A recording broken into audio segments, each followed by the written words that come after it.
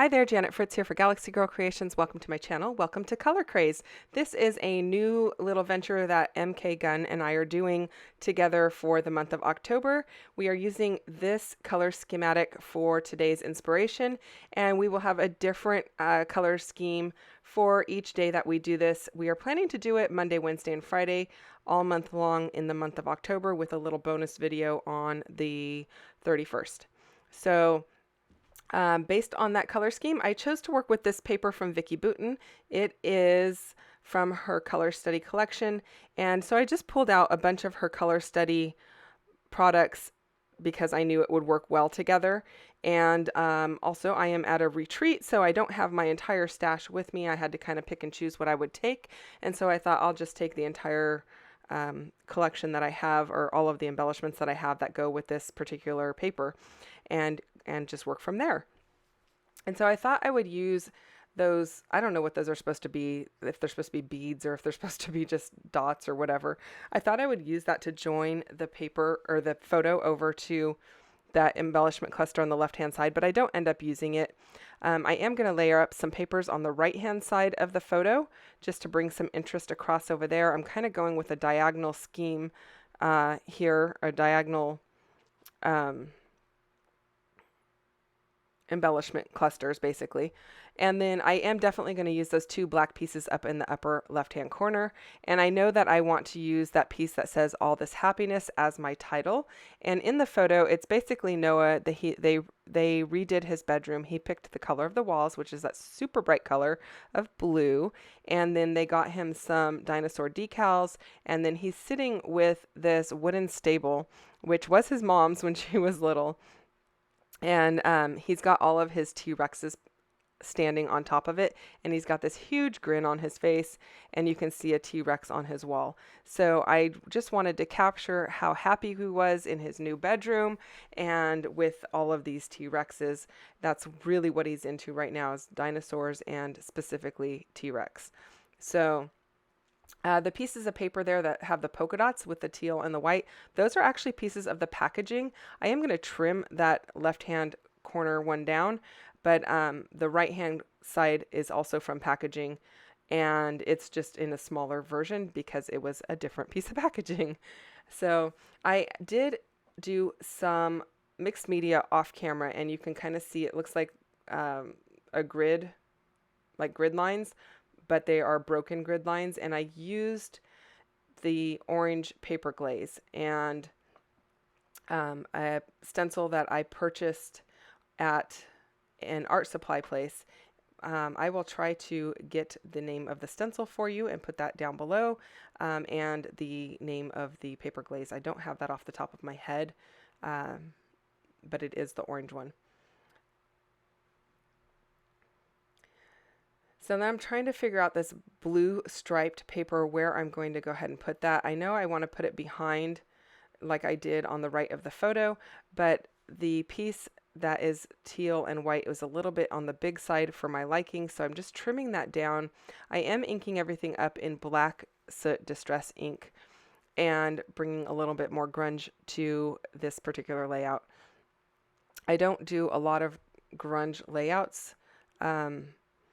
And I don't use a lot of Vicki Boutin paper because I find that it's very kind of grungy looking, and which I don't mind in some cases, obviously, but I really do love this collection because it's bright colors, even though there is still some grunge to it. So that makes me kind of happy.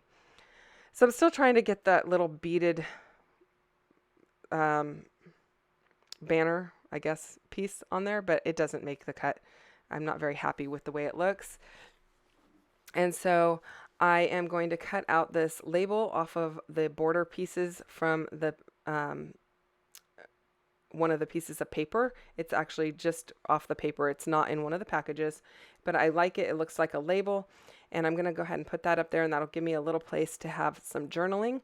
The journaling, you're not going to see that on this layout because most of the journaling that is on layouts about Noah, his mom does. So I just leave a little spot for her to write a little note. Sometimes if I know there's a story, I will write it, and sometimes if I know that there is a lot of writing, I will leave a larger space. But in this case, there's not really a ton to say about it other than he was just hanging out in his room, and it's his new room with all of his dinos. So I didn't need to leave a ton of space for that. I am going to stamp the title, or not the title, the date on that orange piece that's above that label. And so that'll work well. And I'm liking how it's coming together. I do like that piece that says "Love This" down in the bottom right-hand corner of the layout. And I am just putting those on with some Nuvo Deluxe adhesive. Just making sure everything sticks really well because there is that bit of mixed media under it. And I apologize, I did not show that on camera. Like I said, I'm at a retreat, and sometimes I either forget or I have lost the footage, or like I said, I forget. That is mostly what it is, but I have had a couple of cases where the video came out either in slow motion or some other weird thing, so bear with me. I like how those little hearts are looking, and those little circular elements that look like kind of like pie charts or off-centered pie charts. And so the hearts are getting popped up onto some foam tape to give a little bit of added dimension. And the chipboard little circular pieces, I'm going to just directly put those on the layout. I do end up using this stamp of all of these dots, and that is actually from the stamp set from this particular collection. So I was happy to be able to use it because, you know, when you buy a stamp set, you want to use it as much as you can, or at least 1 or 2 times to make it worth purchasing. So I find the dots are super useful, especially when you're doing mixed media layouts, and it's just adding a little extra interest and a little bit more black to each one of the embellishment areas. I kind of wish I had thought about doing that prior to sticking everything down. But the nice thing about the ATG is, you know, you do have some time where you can pull things up pretty quickly in order to stamp those things down. The other thing is I can easily just ink up just a couple of those dots and use it that way without inking up the entire thing. So then I decided to pull out my Catherine Pooler stamps, and this is, I think the stamp set's called Oh Snap. It's got cameras, so I am stamping those onto some white cardstock, and actually it's a really cheap cardstock. It's actually the photo mats that I use from Hobby Lobby. They come in 4.5 by 6.5 inch rectangles, and they are intended to be photo mats, but in this case I am just using a leftover piece as my cardstock. So rather than pulling out a big piece of white cardstock, this makes the most amount of sense to me, so that's what I'm doing. I am stamping it in my Catherine Pooler black, it's called Midnight ink, and that is a permanent ink or archival ink, so I can put some watercolor on top of that rather than using a dye-based ink that is going to run. So I'm fussy cutting those out. It's a really simple shape, really easy to fussy cut, and so I just took the time to do that. And then I am going to pull out some Shimmerz products to ink those up, or to color those, basically. Not using ink, I'm using Shimmerz, and those are Shimmerz that are in the little pots. They're like watercolor, and I will use a blue one and an orange one, and I think the orange one is called Dandelion, and the blue one, I'm not really sure what that one's called actually. It's kind of, actually I guess it's more green.